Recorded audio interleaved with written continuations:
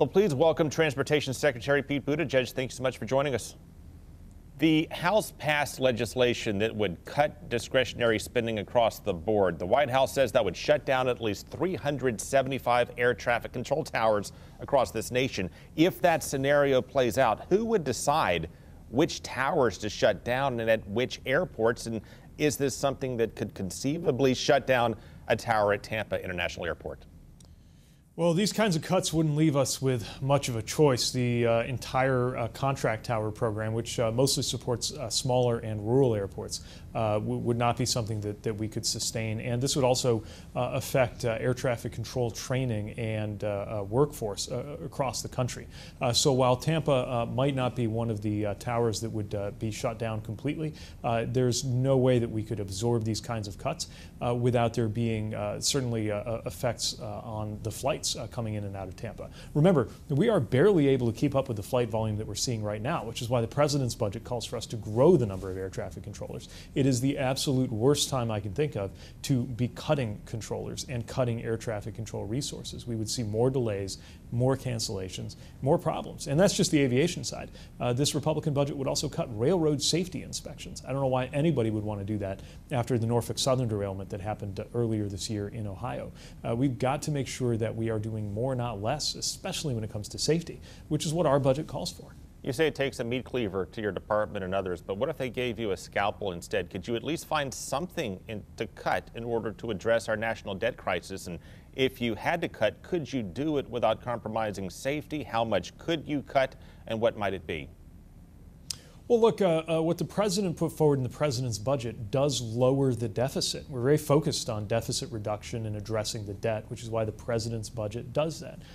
So now that this administration has put forward a detailed budget on how we would do that, it's really up to Republicans in their counterproposal to explain what they would do that is different. So far, all we've heard from them is this bill that passed the House, which slashes everything.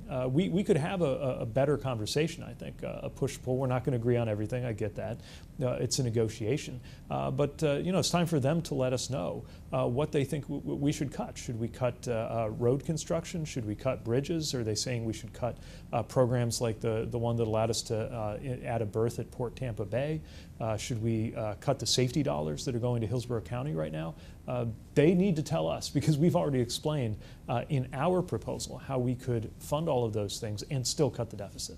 In light of the East Palestine derailment and the string of close calls we've had with passenger jets and the NOTAM malfunction that crippled air traffic in January, how and when did we fall so far behind in transportation safety? Well, look, for 40 years, we have not been investing enough in our infrastructure, but that's what we're changing with the infrastructure law.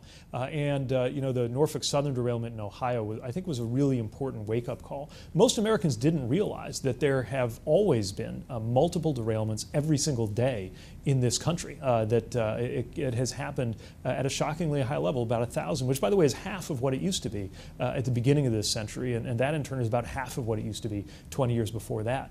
What has caused the number of accidents and derailments to go down over the years is enforcement and inspections and the kind of thing that we're trying to fund and that they're trying to cut. 22 years after the September 11th attacks, the Taliban controls Afghanistan again. International terrorists are still at work. Plus, our government has released warnings of an increase in domestic terrorism. Right now, are we adequately prepared to identify and stop another major terrorist attack on our transportation system?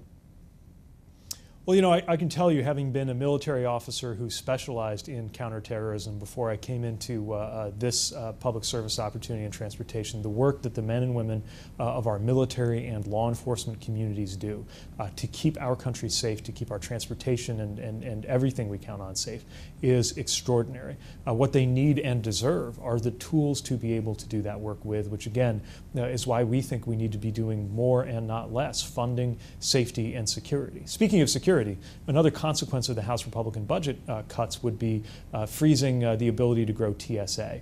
We estimate that the effect on TSA could lead to 2-hour waits in security lines at airports. Again, I think most people believe we should be doing more, not less, add and not subtract capacity in order to take care of passengers and keep them safe.